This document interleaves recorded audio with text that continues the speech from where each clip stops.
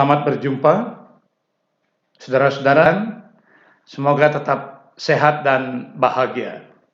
Hari ini kami akan berbagi tentang topik dasar dan prinsip komunikasi. Komunikasi yang dimaksud di sini adalah komunikasi antar manusia.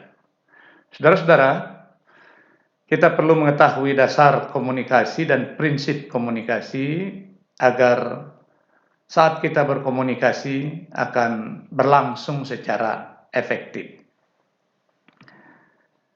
Berbicara mengenai dasar komunikasi, kita tidak bisa lepas dari pelakunya sendiri adalah manusia. Sebagaimana diketahui, manusia selain sebagai makhluk individu, dia juga adalah makhluk sosial. Sebagai makhluk individu, setiap manusia itu memiliki keunikan, memiliki ciri khas tersendiri. Tidak ada manusia yang sama persis satu dengan yang lainnya. Sementara sebagai makhluk sosial, manusia itu selalu hidup bersama dengan manusia lain. Ada kebutuhan manusia untuk berinteraksi dengan orang lain. Selain itu, manusia juga memiliki keinginan untuk tahu, jadi rasa ingin tahu, ingin maju, sekaligus juga ingin berkembang. Nah, sarananya tidak lain adalah berkomunikasi. Komunikasi adalah suatu proses di sini, penyampaian pesan yang disampaikan oleh seseorang yang disebut sebagai komunikator atau penyampai pesan kepada seseorang yang menerima pesan yang disebut sebagai komunikan, di mana komunikan di sini akan memberikan respon atau umpan balik sehingga terjadi apa yang menjadi tujuan komunikasi adalah pengertian bersama terhadap pesan yang disampaikan oleh komunikator yang diterima oleh komunikan. Saudara-saudara, kalau kita melihat latar belakang atau sejarah dari ilmu komunikasi, kajian awal dari ilmu komunikasi itu tidak lain adalah berasal dari ilmu publisistik dan ilmu komunikasi massa. Ilmu publisistik ini muncul pertama kali di Eropa, khususnya di Jerman. Kemudian ilmu komunikasi massa itu lahirnya di Amerika Serikat. Nah, oleh sebab karena ada hubungan Indonesia dengan Eropa dan juga Amerika, lalu ada tokoh-tokoh kita di masa lampau yang pernah belajar ilmu tersebut, baik ke Eropa maupun ke Amerika, termasuk juga diteruskan sampai saat ini. Tatkala mereka-mereka yang belajar ke Eropa dan Amerika mempelajari ilmu publisistik maupun ilmu komunikasi massa, kemudian itu membawanya juga tatkala mereka pulang ke Indonesia, akhirnya mengembangkannya dan saat ini dia menjadi ilmu komunikasi.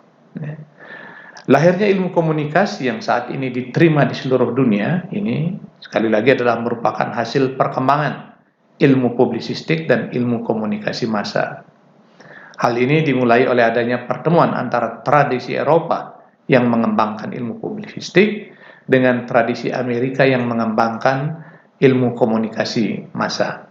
Hingga pada akhirnya kedua ilmu tersebut menyatu menjadi ilmu komunikasi atau communication science, dan itulah juga yang dikembangkan di Indonesia. Saudara-saudara, ahli komunikasi Fisher mengatakan bahwa ilmu komunikasi ini mencakup semua dan bersikap eklektik, itu menggabungkan berbagai bidang. Yang dimaksud di sini mencakup semua adalah mencakup semua disiplin ilmu. Jadi hampir tidak ada satu ilmu pun yang tidak memerlukan atau bersinggungan dengan komunikasi, dengan ilmu komunikasi. Sehingga pada akhirnya semua ilmu yang dikatakan datang dari berbagai bidang ini mempelajari komunikasi untuk pengembangan ilmu itu sendiri. Sifat eklektik Ya. Ini sejalan dengan pendapat yang digambarkan oleh ahli komunikasi Wilbur Scrum yang dikatakan komunikasi itu merupakan jalan simpang yang paling ramai dengan segala disiplin yang melintasinya. Ya, tadi mulai dari ilmu sosial politik, ilmu publisistik, ya, ilmu komunikasi massa sampai akhirnya berkembang kepada ilmu-ilmu sosial yang lainnya, ilmu manajemen, ekonomi, ilmu hukum, ya. Kemudian tidak hanya berhenti di situ, ilmu-ilmu eksakta juga memerlukan ilmu komunikasi di sini, ilmu kedokteran hewan, teknik, ya. Kemudian ilmu-ilmu pertanian dan semuanya. Itulah yang disebut dengan jalan simpang paling ramai dengan segala disiplin ilmu yang melintasinya. Dengan demikian, saudara-saudara, bisa dikatakan bahwa ilmu komunikasi yang semula berawal hanya mempelajari ilmu politik dan pers, ya, sebagai sebuah ilmu monodisiplin, dengan perkembangan teknologi, khususnya teknologi informasi, ya, ilmu ini kemudian demikian berkembang, cakupannya menjadi luas, ilmu ini menjadi akomodatif, ya, dan sangat terbuka, sehingga tadi dikatakan jalan simpang yang paling ramai dengan segala disiplin ilmu. Sampai saat ini hampir semua bidang ilmu, hampir semua ilmu itu menggunakan dan mempelajari komunikasi untuk pengembangan ilmunya, sehingga kita kenal sekarang ilmu komunikasi yang semula monodisiplin menjadi ilmu yang multidisiplin. Artinya ilmu yang mencakup seluruh disiplin ilmu, ilmu yang dibutuhkan di berbagai aspek kehidupan. Saudara-saudara, kita akan melihat sekarang apa itu komunikasi. Komunikasi, ya, tidak lain adalah suatu kata yang berasal dari kata common yang bermakna bersama-sama. Istilah komunikasi atau communication ini berasal dari bahasa Latin, yaitu communicatio, yang berarti pemberitahuan atau pertukaran. Para ahli mendefinisikan komunikasi sesuai dengan disiplin ilmu mereka, ya. Mengingat ilmu komunikasi ini sangat berkaitan dengan banyak disiplin ilmu. Hampir setiap bidang ilmu memberikan definisi tentang komunikasi.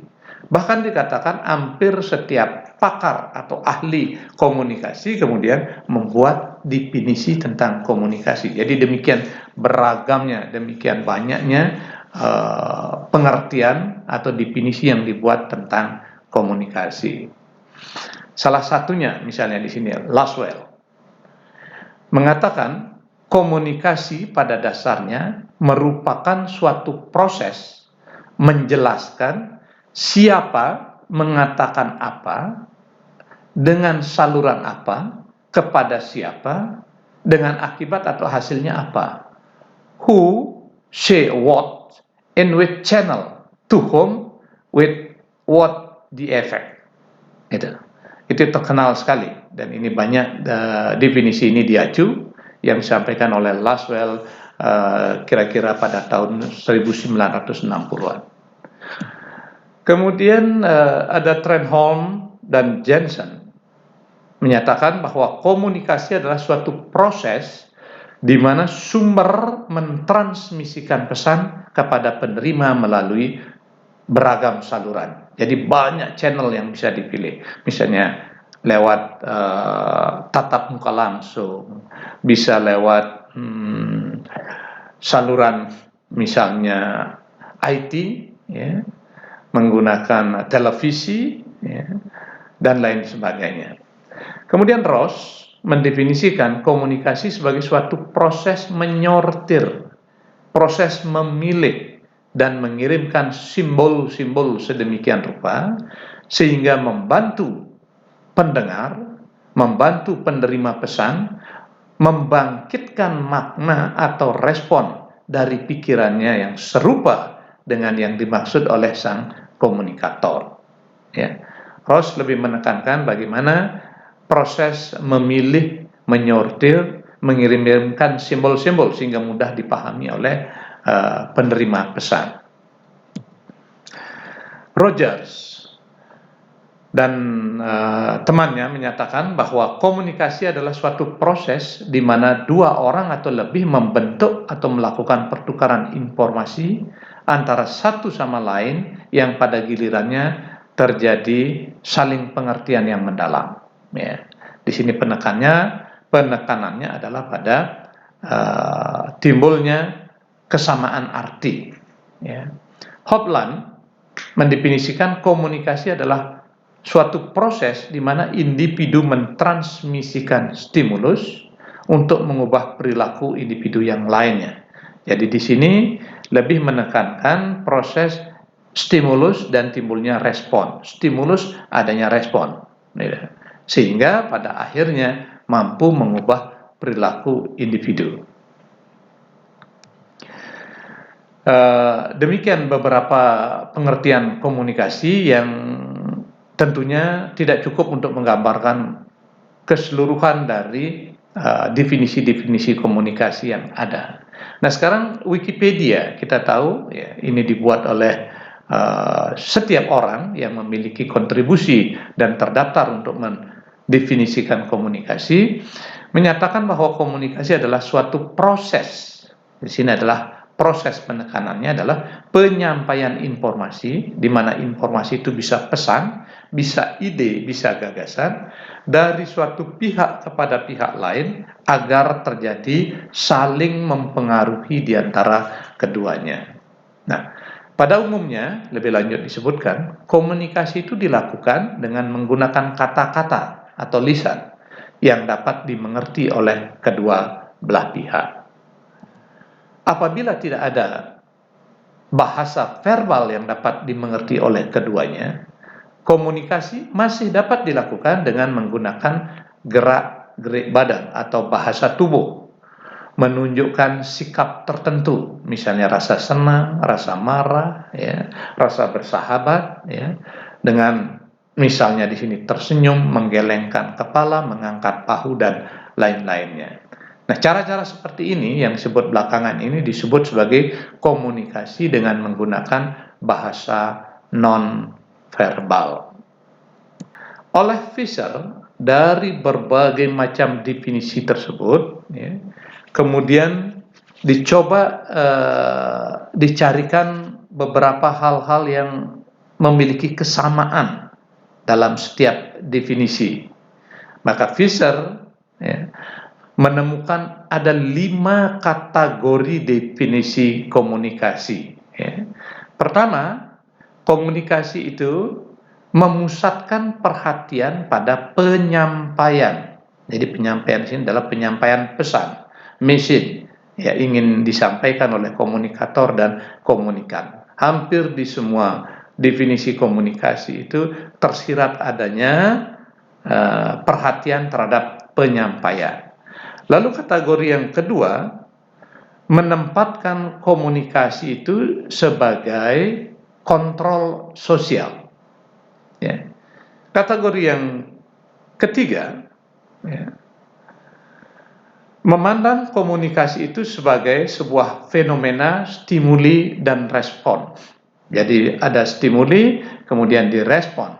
Stimuli datangnya dari komunikator, kemudian direspon oleh komunikan, respon dari komunikan itu dianggap sebagai sebuah stimulus ya, oleh penerima kemudian memberikan respon. Demikian seterusnya sehingga terjadi interaksi. Kategori yang keempat gitu, menekankan pada unsur kebersamaan arti ya, terhadap pesan yang disampaikan. Kemudian yang kelima, melihat komunikasi itu sebagai sebuah integrator sosial atau perekat hidup bersama.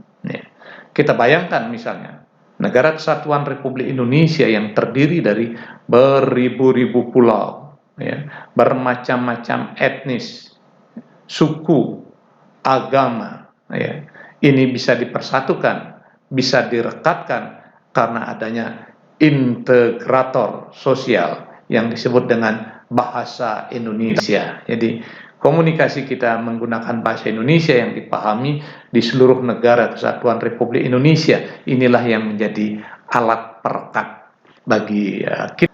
Baik, saudara-saudara, itu tentang beberapa hal yang perlu kita pahami sebagai dasar-dasar dari komunikasi. Kemudian kita akan melanjut mengenai prinsip komunikasi. Dalam prinsip komunikasi itu kita mengenal apa yang disebut dengan field of experiences. Kesamaan dalam berkomunikasi diibaratkan sebagai dua buah lingkaran yang bertindih. Saya ulangi, kesamaan dalam berkomunikasi itu diibaratkan sebagai dua lingkaran yang bertindih. Kalau kami di sini gambarkan ada dua lingkaran A dan B, ketika lingkaran A dan B ini bertindihan, maka ada bagian yang saling menutupi satu sama lainnya, kita sebut saja itu adalah bidangnya C. Nah, bidang C inilah yang kita sebut sebagai field of experiences. Ya. Suatu bidang atau daerah ya, yang memiliki kesamaan, ya, kesamaan pengalaman antara si A dan si B, itu menjadi bertindihan mereka. Nah, dalam komunikasi dikatakan komunikasi akan terjadi bila ada sharing similar experiences. Jadi ada pertukaran pengalaman yang sama. Kalau pengalaman antara si A dan si B ada kesamaan dan itu kesamaannya itu kita lihat, inilah yang disebut dengan field of experiences. Ya. Dalam prinsip komunikasi kemudian diketahui bahwa komunikasi akan menjadi efektif apabila field of experiences-nya ini menyebar, ya, sehingga menjadi lebih besar lingkaran C-nya. Ya. Sebaliknya, dia akan menjadi kurang efektif bila field of experience ini mengecil, C-nya mengecil, itu maka cenderung komunikasi ini akan menjadi kurang efektif. Ya. Bisa kita lihat dalam gambar berikut ini, bagian field of experiences yang tadinya kurang lebih seperti gambar biru di sini, ya, menjadi mengecil, bahkan di sini sama sekali tidak ada apa yang disebut dengan bersinggungan atau bertindihan. Ya. Di sini cenderung tidak ada kesamaan sama sekali. Bahkan kalau komunikasi terjadi di sini, ada kemungkinan akan terjadi miskomunikasi, ya, karena tidak sama memberikan makna terhadap sebuah pengalaman di sini, ya. Pengalaman sama sekali tidak ada, sehingga kalau ini diibaratkan dalam komunikasi tidak ada kesamaan arti. Ya. Kita berusaha dengan demikian membuat, ya, pengalaman ini, ya, walaupun misalnya yang bersangkutan itu secara nyata tidak pernah memiliki pengalaman itu, maka berusahalah si komunikator itu mendekatkan agar memiliki bidang pengalaman yang sama seperti ini. Ya, kita harapkan menjadi utuh. Pada saat ini memang terjadi komunikasi yang amat-amat efektif. Saudara-saudara, ini ketiganya inilah kita sebut sebagai prinsip dasar komunikasi. Dapat kami simpulkan, prinsip dasar komunikasi itu adalah: satu, terdapat pertukaran pengalaman yang sama. Dua, makin luas kesamaan di kedua belah pihak, maka semakin efektif. Jadi terjadi efektivitas komunikasi itu akan meningkat. Sebaliknya, makin sempit kesamaan di kedua belah pihak, maka komunikasi yang terjadi akan terbatas, ya, bahkan cenderung gagal untuk menciptakan komunikasi yang efektif. Baik, kami akan lanjutkan kemudian. Untuk mengetahui prinsipnya komunikasi, tentu kita akan melihat apa sih unsur atau elemen dalam komunikasi, dan unsur atau elemen komunikasi ini akan memberikan kita tipe atau model-model komunikasi. Kita lihat dulu unsur komunikasi. Unsur komunikasi, ya, unsur-unsur dalam komunikasi terdiri atas sumber atau yang disebut juga dengan penyampai pesan atau sering disebut sebagai komunikator. Unsur yang kedua itu ada pesan, message, ya, yang akan disampaikan oleh sumber. Kemudian yang ketiga itu ada media atau saluran atau channel, ya, lewat saluran apa sumber akan menyampaikan pesan. Dan unsur yang keempat itu adalah penerima pesan atau juga disebut dengan komunikan. Kemudian yang berikutnya adalah respon dari penerima yang kita sebut sebagai unsur efek. Nah, karena adanya unsur-unsur seperti ini akan melahirkan atau bisa dibuat berbagai macam model atau tipe komunikasi. Apa saja model atau tipe komunikasi yang digolongkan oleh para ahli komunikasi? Itu ada 4. Ada yang disebut dengan intrapersonal communication. Yang kedua, inter. Kalau tadi intra ke dalam, sekarang inter keluar. Interpersonal communication. Kemudian yang ketiga, ada yang disebut dengan public communication. Yang keempat, ada yang disebut dengan mass communication. Massa. Di sini asal katanya dari media massa, mass media communication, disingkat jadi mass communication. Hampir mirip dengan yang ketiga. Kalau ketiga adalah public, tapi pada keempat lebih menekankan publiknya itu adalah pada penggunaan media massa, mass media communication.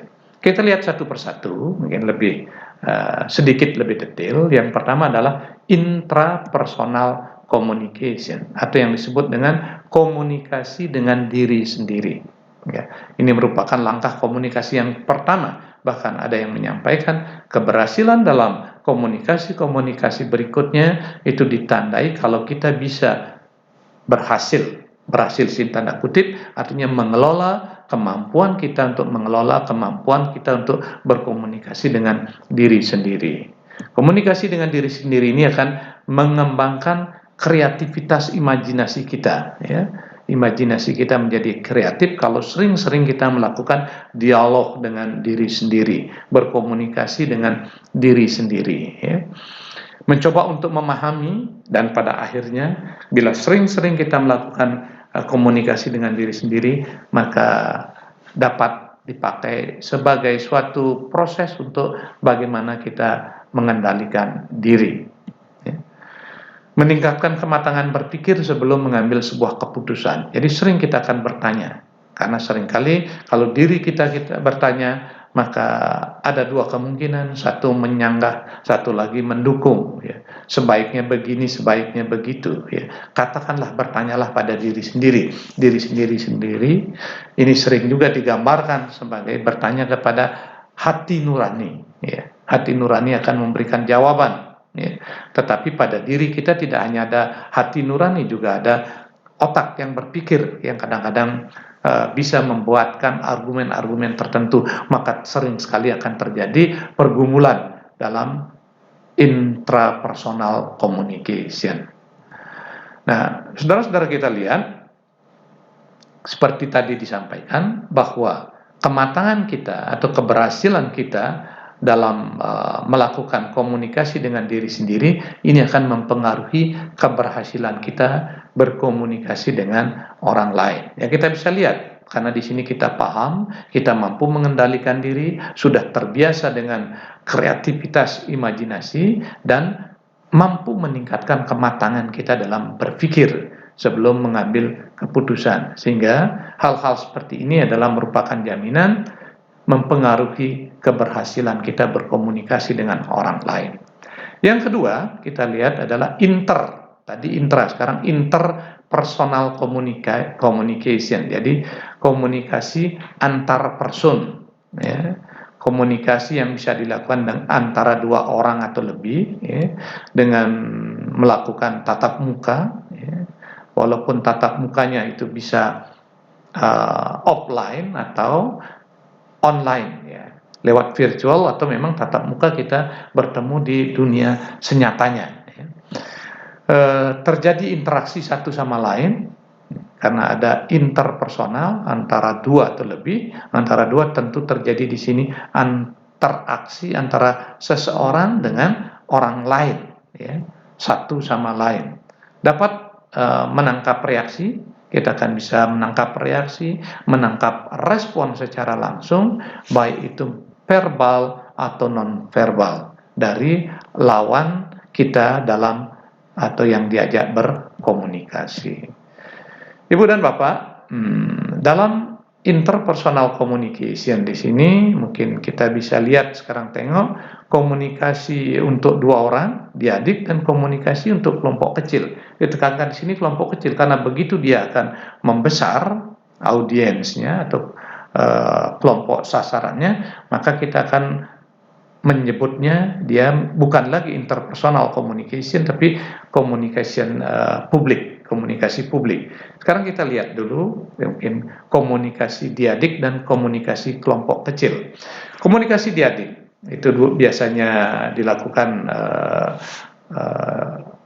oleh dua orang yang sedang berkomunikasi, terjadi tatap muka ya. Interaksinya ini berupa percakapan, bisa dialog dan wawancara. Nah, beda dari ketiga bentuk di sini adalah percakapan itu cenderung menceritakan komunikasinya itu dalam suasana yang bersahabat dan informal. Kemudian kalau dialog itu lebih dalam, jadi intim ya, dan cenderung kadang-kadang amat personal gitu. Jadi kedalamannya itu berbeda. Kalau kita melihat percakapan sehari-hari, ini dialog. Dialog itu menekankan pada komunikasi yang lebih mendalam. Sedangkan kalau wawancara itu komunikasi biasanya lebih serius ya. Ada tanya jawab, misalnya kita diwawancarai untuk bekerja, diwawancarai untuk hal-hal yang lain, cenderung lebih serius dengan persiapan daftar pertanyaan biasanya ya. Sedangkan komunikasi kelompok kecil itu bisa 3 orang atau lebih kelompoknya, tentu tidak dalam kelompok besar ya, kelompok kecil di sini dilakukan dengan tatap muka, saling berinteraksi satu sama lain. Nah, metode komunikasi kelompok kecil ini sangat bermanfaat sekali ketika kita gunakan dalam dunia pendidikan ya, untuk mempercepat karena saling berinteraksi satu sama lain ya. Satu bisa berbagi kepada yang lainnya memberikan respon, dan di sini untuk pemahaman sebagai sebuah pengetahuan terhadap pesan yang disampaikan atau informasi yang disampaikan itu lebih cepat dampaknya, lebih cepat diketahuinya.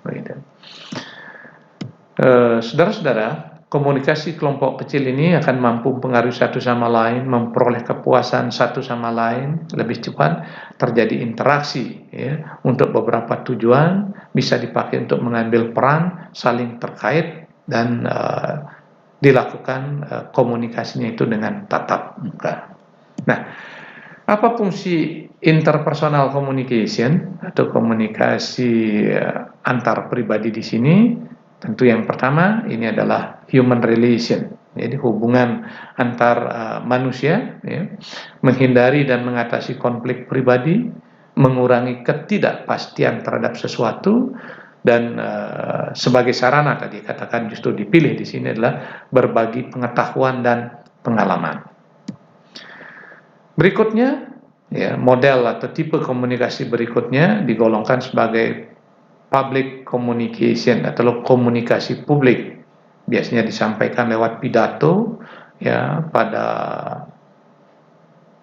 audien yang amat banyak ya, sangat beragam ya, komunikasinya oleh karena itu disebut sebagai komunikasi kolektif ya, kadang-kadang disertai dengan retorika, dalam bahasa Inggrisnya disebut dengan public speaking atau audience communication ya. Nah, pesan di sini disampaikan kepada penerima pesan bisa lewat tatap muka. Ya. Tatap muka pada saat ini itu tidak hanya bertemu, tetapi juga bisa secara virtual, online atau offline, ya. Yang jelas adalah pesan itu akan disampaikan pada khalayak yang lebih luas, lebih ramai, sehingga khalayak atau audien ini tidak bisa kita kenali satu persatu, sebagaimana pada komunikasi pada kelompok kecil tadi. Ya, pada kelompok kecil tadi masih bisa dikenali satu persatu sangat intens, tetapi di sini tidak. Jadi si penyampai pesan kadang-kadang tidak tahu siapa yang akan menerima pesannya secara satu persatu. Tapi secara keseluruhan yang menjadi target tentu menjadi pertimbangan siapa yang menjadi audiensnya secara umum, secara keseluruhan. Nah, fungsi dari public communication di sini adalah untuk menggalang solidaritas, mempengaruhi orang lain, memberi informasi, dan juga bisa menghibur. Nah, oleh karena itu, seseorang yang menjadi komunikator, penyampai pesan di sini harus benar-benar mempersiapkan. Jadi perlu ada persiapan. Kemudian yang kedua, setelah persiapannya mungkin matang, kita buat pesannya itu dikemas demikian rupa, perlu ada keberanian untuk tampil di hadapan publik, ya, yang orang itu sangat beragam dan yang jelas dalam jumlah yang banyak, ya, dan dibutuhkan memang kemampuan.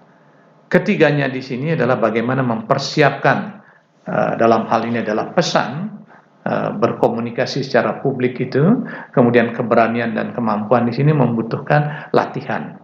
Kita perlu latihan, ya, agar komunikasi tersebut bisa berlangsung secara efektif. Ya. Yang penggolongan atau model atau tipe komunikasi yang berikutnya adalah yang terakhir di sini disebut dengan mass communication. Tadi sudah saya katakan ini hampir mirip dengan public, tetapi mass di sini adalah merupakan lebih ditekankan pada mass media, komunikasi yang menggunakan media massa. Oke. Oleh karena itu perlu diperhatikan di sini perlu ada kelembagaan. Ya, kelembagaan artinya ada yang mengatur di sini, misalnya dalam komunikasi massa ini sifatnya apa? Apakah itu televisi, apakah itu radio, ataukah itu film? Ada kelembagaan tersendiri. Misalnya surat kabar, ya, ada perusahaannya, ya, karena di sini akan disampaikan pesan, sehingga pesan oleh lembaga tersebut diatur sedemikian rupa, kadang-kadang membutuhkan peralatan-peralatan yang mekanis, ya, amat teknis sekali. Misalnya mesin cetak, misalnya perlu audio visual yang baik, ya, peralatan-peralatan untuk menayangkan apabila itu berasal dari televisi. Kalau radio misalnya, ya, audionya yang lebih ditekankan, ya. Peralatan-peralatan teknis yang lainnya bagaimana dulu menyusun pesan dengan baik, kemudian memerlukan presenternya, lalu alat-alat yang dibutuhkan, ya, entah itu radio, televisi, surat kabar, atau berkembang mungkin sebuah produksi film, ya.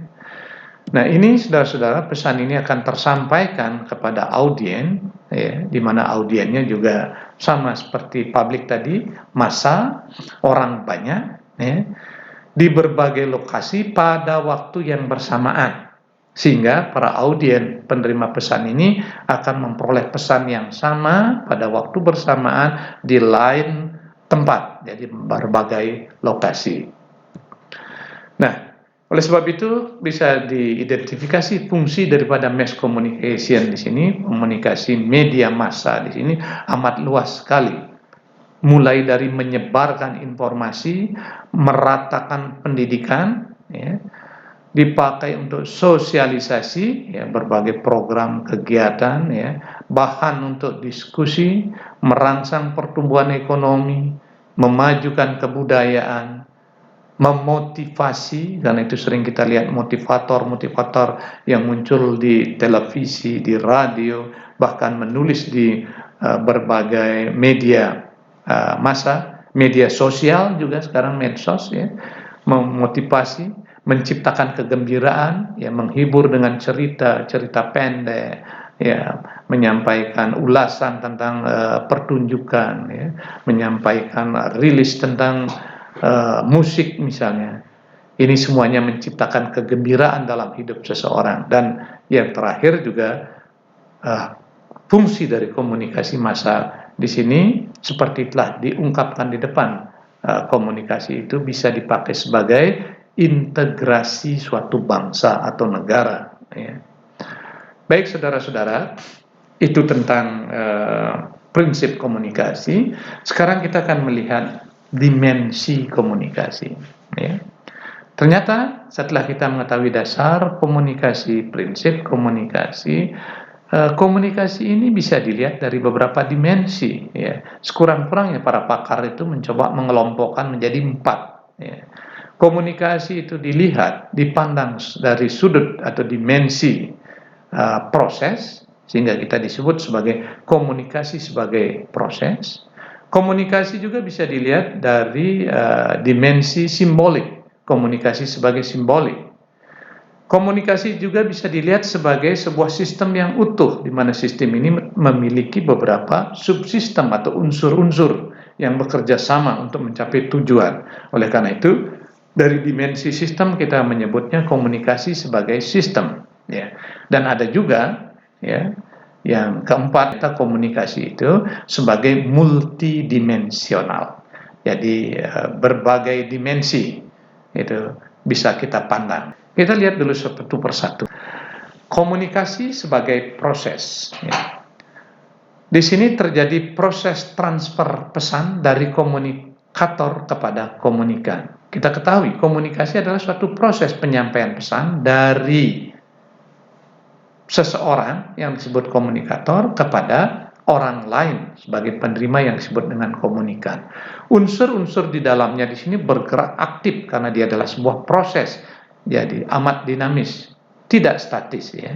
Yang semula menjadi komunikator, ya, bisa saja berubah menjadi komunikan, ya, yang semula bertindak sebagai penerima pesan atau komunikan bisa akan berubah menjadi komunikator tatkala dia memberikan respon. Demikian seterusnya. Oleh karena itu, sebagai sebuah proses dia dipandang adalah amat dinamis, jadi bergerak aktif atau tidak statis. Dalam proses ini ada beberapa aktivitas, mulai dari persiapan, pengumpulan, dan pengolahan pesan, hingga kemudian disebarluaskan kepada halayak. Yang kedua, komunikasi sebagai simbolik, ya. Simbol atau lambang di sini digunakan untuk menunjukkan sesuatu. Simbol tersebut telah disepakati oleh penggunanya, bahkan penggunanya dalam skop internasional. Itu menjadi sebuah kesepakatan terhadap simbol-simbol yang digunakan sebagai komunikasi. Misalnya kita mengenal huruf A, B, C, itu adalah sesungguhnya simbol yang di seluruh dunia kita sepakat bahwa itu adalah sebagai lambang. Kita juga mengenal simbol-simbol yang lain dalam bentuk gambar, misalnya ada tanda stop, ada garis putih dalam lingkaran merah, itu adalah berarti simbol yang mengomunikasikan sesuatu yang menyatakan stop, ya. Kemudian hal ini juga diadaptasi ke dalam lalu lintas. Kita mengenal lampu merah itu simbol, lampu kuning, lampu hijau, ya, yang berarti stop, mungkin kita berhati-hati dan boleh jalan. Gambar-gambar lain misalnya simbol yang menyatakan di sebuah tempat, ya, itu hampir berlaku secara internasional. Mungkin kalau ada toilet, ada gambar yang menceritakan atau menggambarkan di sana ini adalah khusus untuk laki-laki, di sini adalah khusus untuk wanita misalnya, ya. Itu adalah simbol-simbol dalam komunikasi. Simbol itu dapat berupa bahasa lisan dan tertulis verbal, bisa juga isyarat non-verbal atau menggunakan objek-objek tertentu. Dimensi yang ketiga adalah komunikasi sebagai sistem. Semua unsur dalam komunikasi itu saling berinteraksi. Jadi dalam sebuah sistem itu terdiri dari sub-subsistem atau unsur-unsur atau elemennya, di mana elemen satu, unsur satu, dan lainnya itu saling berinteraksi. Untuk apa? Untuk mencapai sebuah tujuan agar terjadi komunikasi yang efektif. Itu kalau dipandang sebagai sistem.